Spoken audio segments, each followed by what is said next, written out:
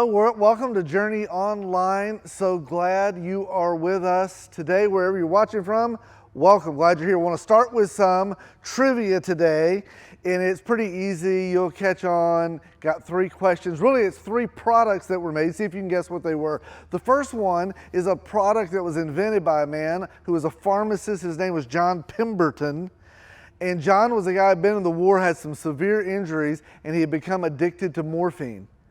And he wanted to create something to help him relieve his addiction to morphine. And so he took the extract from a plant and he put alcohol with it, which doesn't sound like a lot of change from morphine in some ways, and then a few other things, and he made this elixir that he started to use, and it actually worked. It cured him of some of his pain, some of his anxiety, and his cravings for morphine.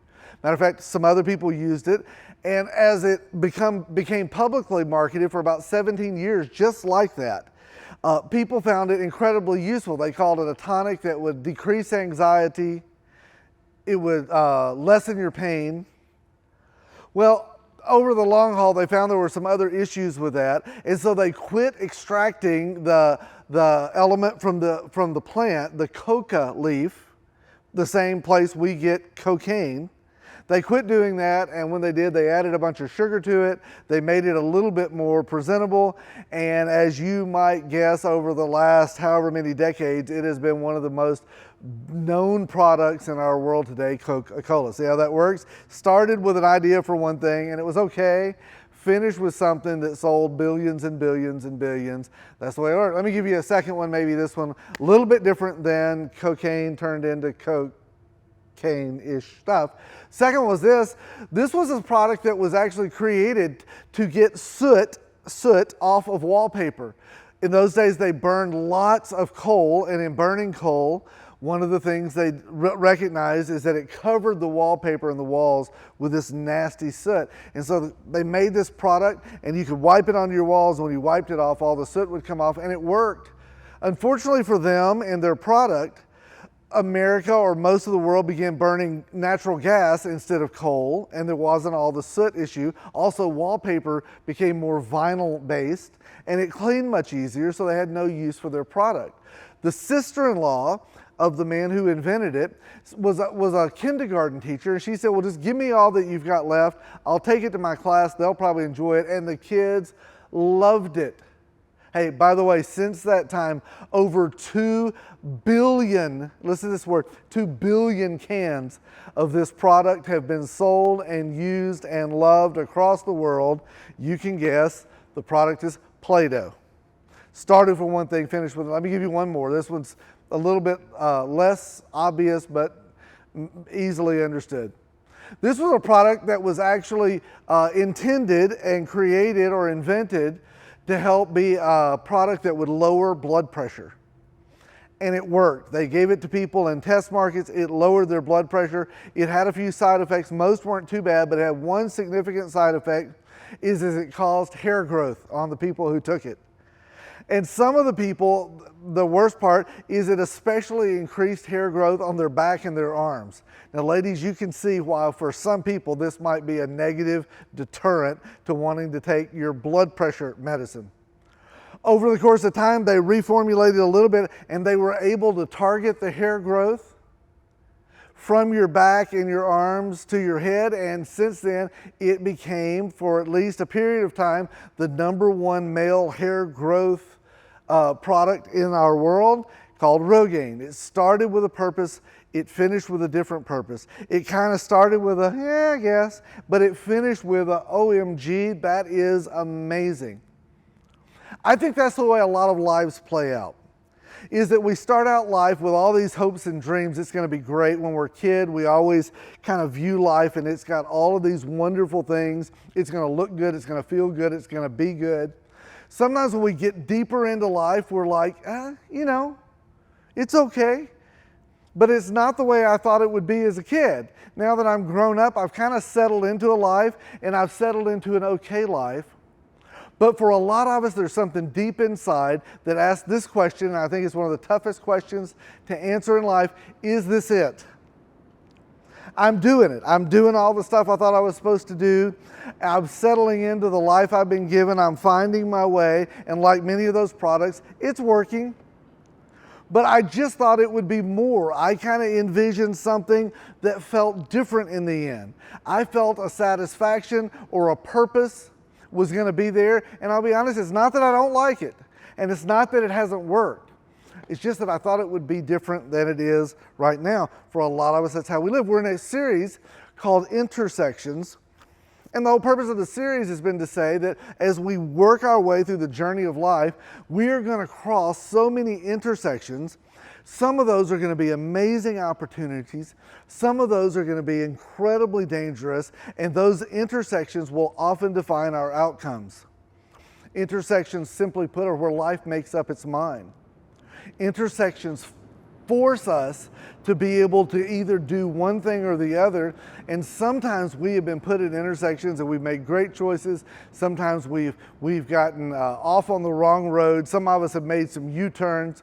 In the end, the life that we hope for, the life we dream of, will be formed by going through a series of these intersections. To look at that today, I want you to look at a guy in the Bible. If you're like a Bible scholar, you probably already know a lot about this story. It's about a man by the name of Nehemiah.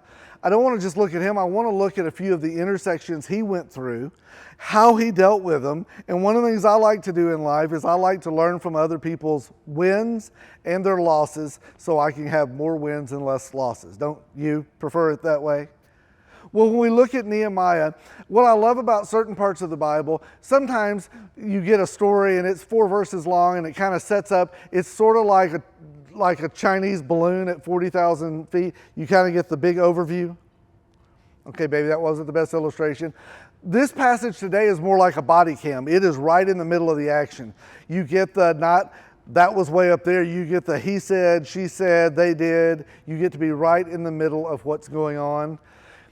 Nehemiah was a guy who was born into a world that got turned upside down, and he ended up in a place he never thought he'd be. His homeland was overthrown and completely destroyed, which puts you at a huge disadvantage. Here's the story about his life, though.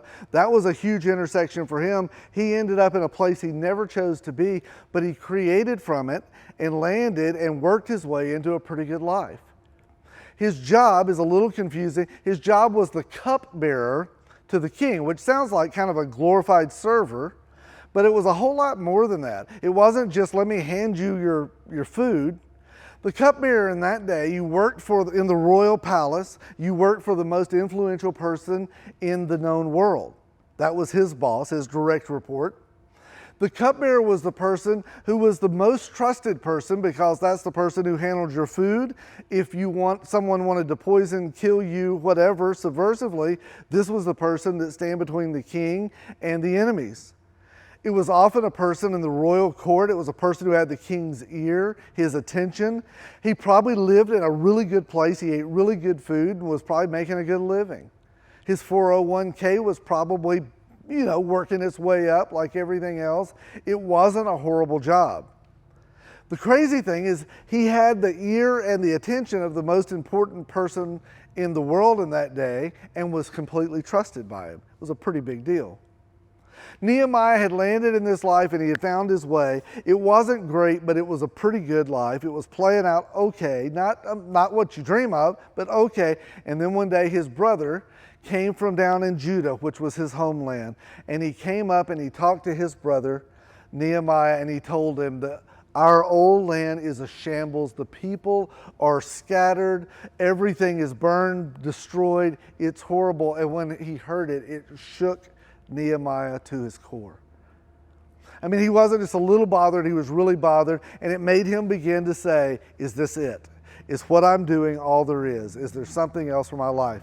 Let's just look at his story. It starts right here. He said, I was serving the king his wine because that was his job. That's what he did. So there's a room full of the dignitaries of the day. He's right in the middle of that.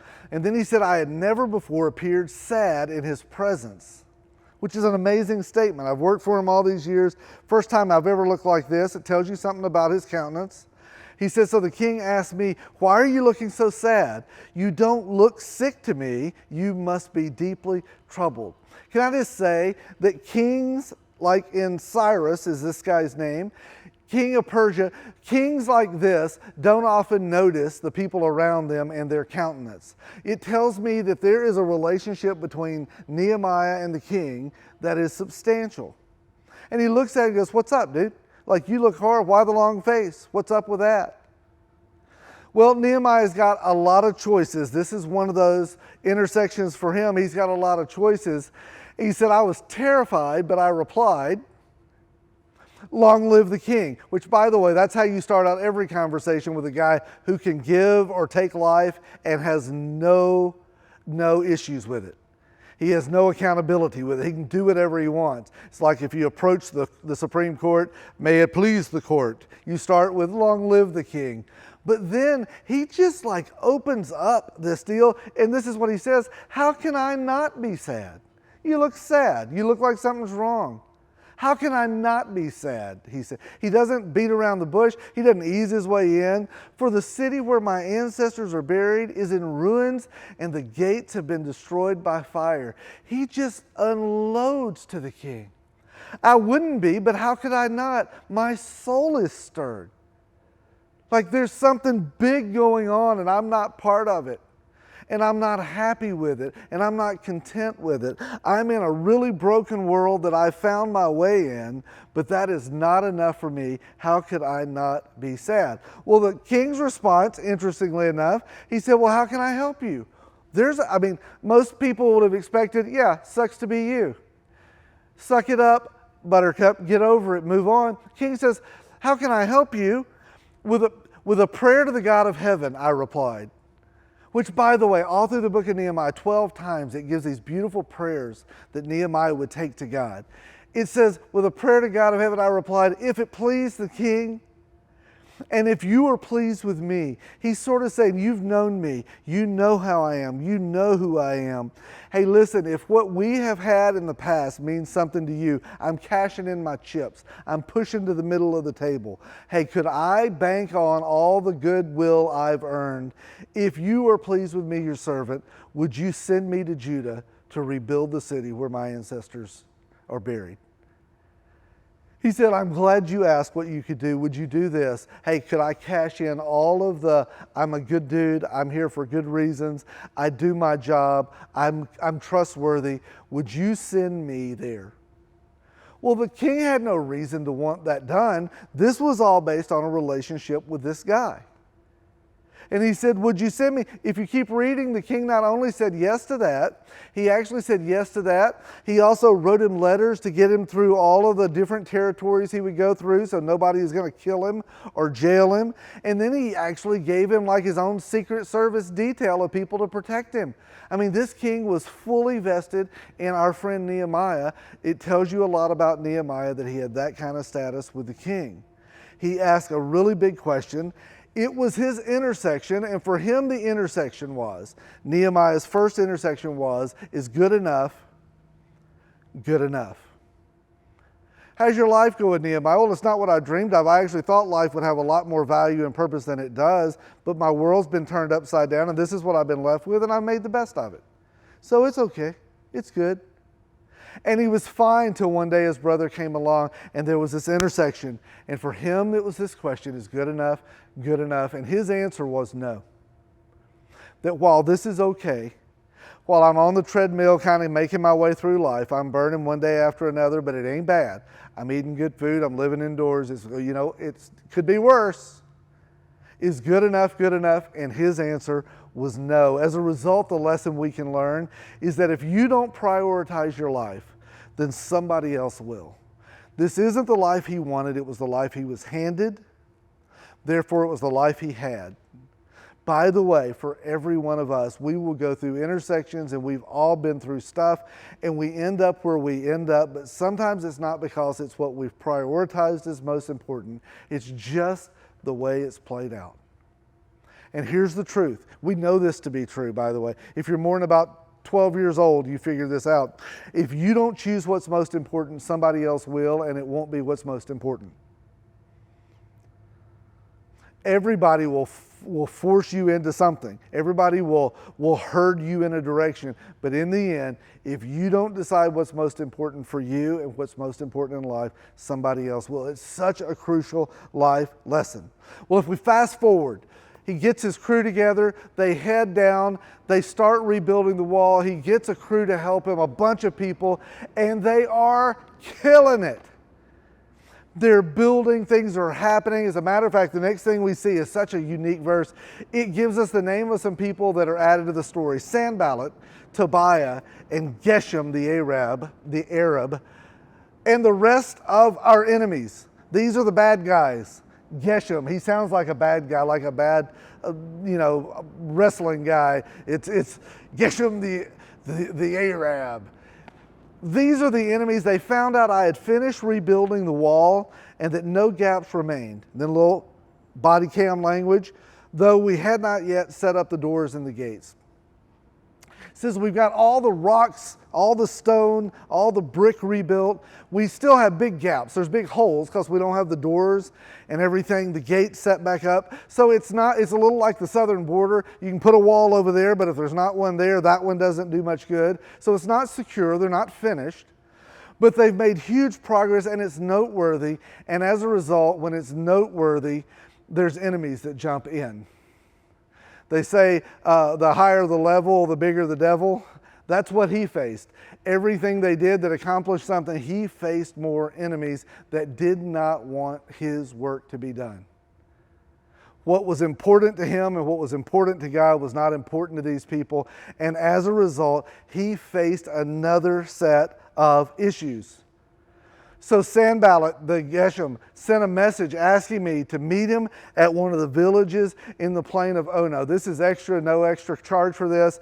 Anytime an enemy asks you to meet him in a place called Ono, don't. That's a sign from God. Should I go? Oh no, don't go. For him, what he recognized though, is that these aren't my friends.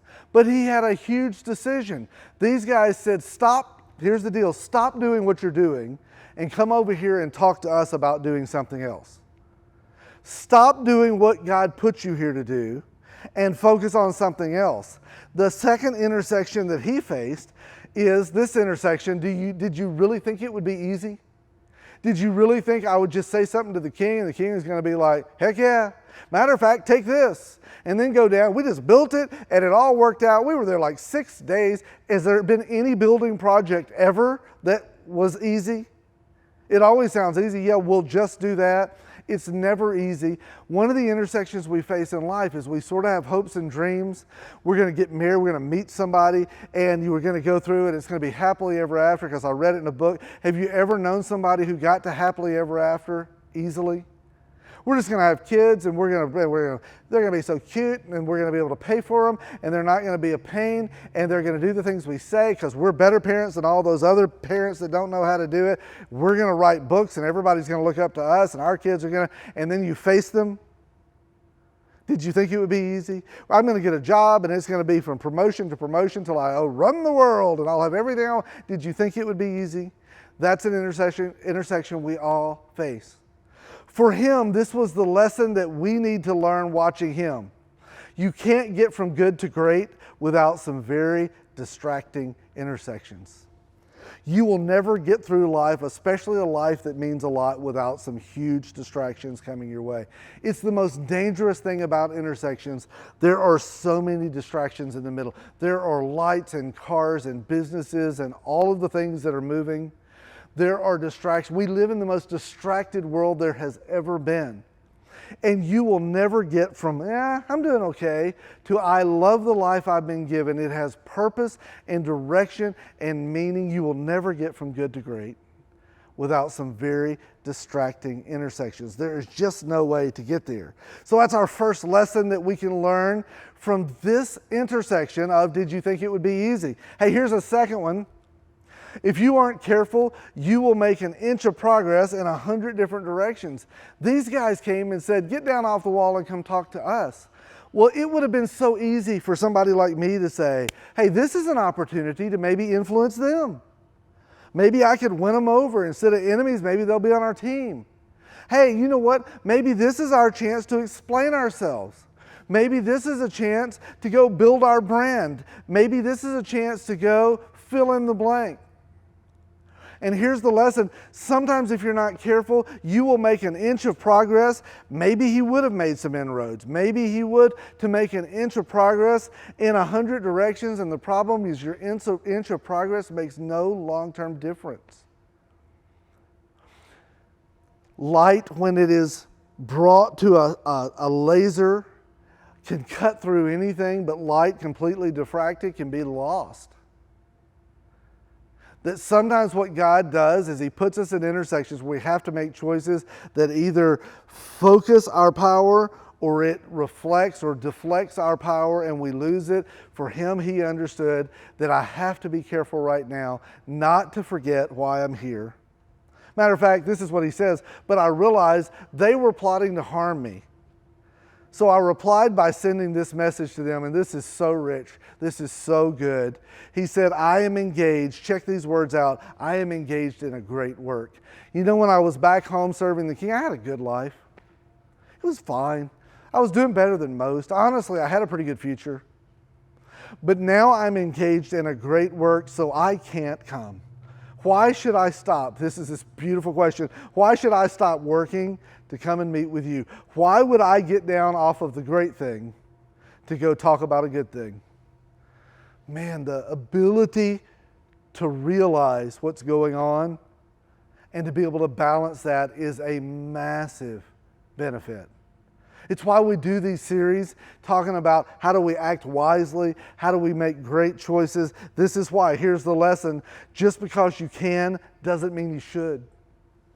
I think this is one of the hardest things in life. One of the things that people say to me most that makes me frustrated, and then I do it and it makes me twice as frustrated. Why can't I do that? What's wrong with that? A lot of us build our whole life on a bunch of decisions. What's wrong with that? And if somebody can't tell me what's wrong with that, then it must be okay. Can I just say that? When I do that, that is the stupidest thing I do. The assumption that if it's not wrong, it must be best is crazy. That the enemy to defeat us doesn't have to overthrow us. He just needs to distract us. And often the way we get distracted is the difference between could and should. We fill our life up with a bunch of coulds, and it draws us away from our shoulds. And as a result, we end up with a little bit of a shell of a life. We end up going through a lot of stuff and not having a horrible life. We just end up missing the purpose God put us here for, and we feel it. What I want to feel is that my life matters. It has substance. It will last beyond just me. I want to feel that my investments in my work, in my family, in our community, in the people around me, that it matters. And sometimes I feel like I'm just so busy doing the coulds that I'm not doing the shoulds. He understood this lesson. And then there's one more lesson, and it can be learned by this. This is the brilliance of a picture. Lesson 5 is all learned in this picture. This is something, when Nehemiah sees this, he understood something that you may not. Can you guess what the lesson is? It's like the product, so we talked about before. Can you guess what the lesson is in this one? This is brilliant. You might want to hang on to this one, write it down, jot it down, take a picture. Here it is, that your nose will define you. Let me just say before we go any further, sometimes my family tells me my humor is only humorous to me, but I fully disagree because that's hilarious. Right there. The highlight of my last 2 weeks is this, that your nose will define you. You know what our friend Nehemiah said to the enemy that came and said, here's something you could do. He said, no. He said, no. He said, no, I will not. And his nose defined his outcome. The ability to determine when to say, no, I could, but I won't. I'm going to replace my coulds with shoulds, and to do that will require this word, no. We will have to learn to sometimes look at things that are possibilities, that are opportunities, and we'll have to discern the difference in could and should. And when you notice the difference, you have to have the guts to just say no. Hey, some of you who are parents, one of the things you've got to say to your kids every now and then, not because it's a bad thing, but when they say, hey, can we get involved in 4 more things? You know what you're going to have to say at some points? No. Why? Because we can't be the family we're supposed to be if we never say no to some coulds and stay focused on our shoulds. For everybody raising kids or who have raised kids, you know that every now and then you back up and go, we can't run at this pace forever. No. Your no's will define you.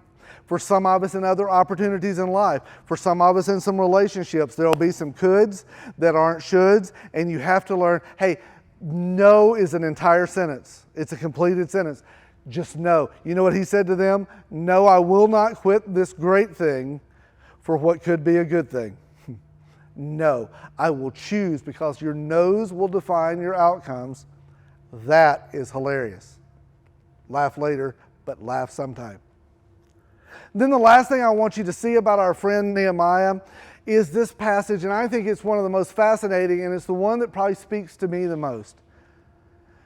We go back a couple of chapters, it says this, the common laborers, and that just means that's the people who were doing the work. The people who were building this wall held a tool in one hand. They're building this rock wall, this brick wall, this stone. They've got a trowel in one hand and a spear in the other, which seems like that would be slow building, and it was slower building. Each of the builders had a sword strapped to his side as he worked, and I kept the trumpeter at my side to sound the alert. He's just saying that building was hard, that moving forward is difficult, but the reality was you have to fight your way to the things that matter. It won't come easy. I think one of the problems is people go to work, and at work you have an employer who says we need 10% more this month than last year this month. We got to move forward. We've got to go. We've got to go. We've got to go. And if we don't, the whole world's going to end. We need you. We need more of you. We need you to show up early. We need you to stay later. We need you to try harder. And you're like, oh, okay, I guess I have to. And then you go home and you've got family that says, we need more of you. Hey, you, we need you to do that. Then you come to church. And at church we say, listen, the reason you exist on this earth is so that God can make you into His image and you can make an impact on the world, and you should serve people in His church, because that's one of the reasons God put you here, is to serve others in your church. And then you should serve as your church out beyond those walls to make a difference in the community. And you're like, sure. Yeah, let me get right on that while I'm getting on that, while I'm getting on that, while I'm getting on that. And every now and then I'd like to just have a day off and take a breath and do something fun. I'll get right on that. I just need 60 hours a day and I can do all those things. And sometimes it feels like you hit this intersection that says this, how do I choose which one? For Nehemiah, the lesson we can learn from him, though, is it's not either, it's both. Well, that helps. Just do it all. I feel like I can't do any of it as well as I should. Now you tell me to do all of it. I'm just saying, for some people, they're like, if I could just go live in the monastery, go live in a robe up on a hill, maybe I could be all the stuff God wants me to be. But I've got this other issue called life that keeps getting in the way, and it's kicking my butt. And so here's where we're faced. Which one do I choose? Living indoors and eating hot food and taking care of stuff, or serving God and becoming and all that? And the answer is both. Have you ever thought that maybe the reason God put you in the world where He did, He put you in the job where He did, is so you can be light, you can be integrity, you can be character in the place where you work. So you don't know where I work. It's a bunch of crazy people. It's horrible. It is a pit. And can I just tell you, I don't doubt that. But I'll just say this, maybe the reason God put you there is to be light in a really dark place. That maybe becoming what God wants you to become and serving God is not an either or proposition. Maybe He put you in the place in the world He has. Maybe He's given you the people around you and the family around you. Maybe He's giving you your house and your neighborhood and your workplace and your surroundings so that you can become who you are supposed to, so you will shine light toward Him. Maybe it's not either. Maybe it's both, and maybe He put you there so you can live out both sides. Maybe that's how the church makes a difference in the world. It's not because we come around here and sing Kumbaya together. It's because we leave these doors. We are the church. We don't go to the church. We are the church, and we go and we say, listen, when you deal with me, I'm going to deal with integrity every time. Hey, others fudge the books. Others kind of tell their version of the truth. That's not the way it works with me. I'm the one who shows up and gives an hour's work for an hour's pay. And you can always count. You know why I do that? Because the God I serve is making me into someone with integrity. And maybe instead of giving up on everybody around me, I offer grace and I offer patience and I invest in them and I become a light in a really dark place. It's not either or, maybe it's both. Then there's this amazing finish. It says on October 2nd, the wall was finished. By the way, for all of the people in the room who are great starters but bad finishers, this is what it looks like. The wall was finished just 52 days after we had begun. He went through all of these intersections in 52 days. He navigated them beautifully, but here's the part that I want you to see. When our enemies and the surrounding nations heard about it, heard about what? That we had finished the process, that they thought we could never do. They were frightened and humiliated. They had come against us. They had tried to distract us. They had tried to overwhelm us. They had lied about us. They had cheated. They had done everything bad. They were frightened and humiliated. And then here's the part. They realized this work had been done with the help of our God. In the end, they didn't say, man, can those guys build? Woo! Them some building people. They didn't say, that Nehemiah, that guy's a rock star. None of the applause went to the guy who was in charge. You know why? Because the guy who was in charge had always been pointing people to the guy who was in charge. And in the end, they recognized that this had come from God. And by the way, that's why we exist, so that through our lives, people will turn their attention toward God. It's the reason why God leaves you here on planet Earth, if you're a follower of Jesus, is so we can influence people, so that they can see your life. It'll be a little light that points them toward a great light. It'll be a little piece of integrity, a little piece of character, a little piece of compassion that points them to a God who is full of those very things.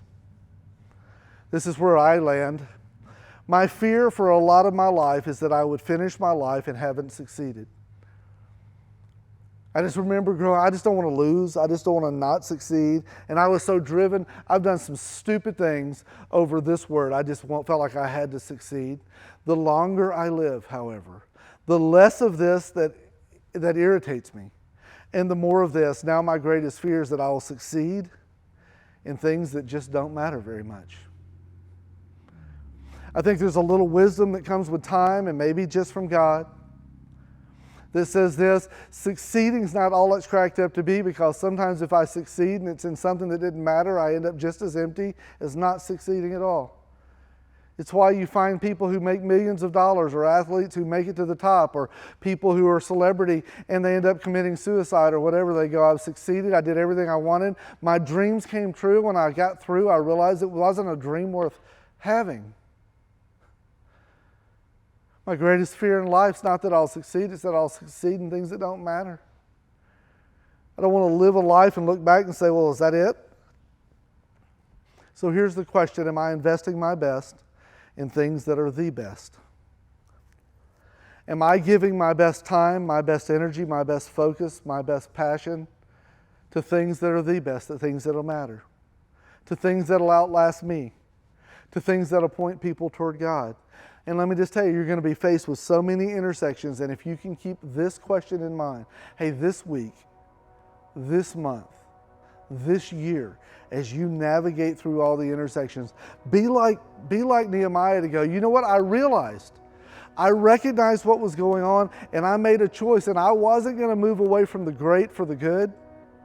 I wasn't going to fill my successes up an inch at a time, an inch in 100 directions. I was going to point my path towards something that mattered. I was going to invest in things that last. I was going to invest in things that had the potential to multiply over time. I was going to give my very best for the very best things. That's the passion. So God, help us with that, we pray. For those who are watching all over our little world today, would you help us ask the hard questions at the intersections that would lead us to a point where others would say, their God had to be involved in that, and we would point people toward you. We ask it in your name. Thanks for watching.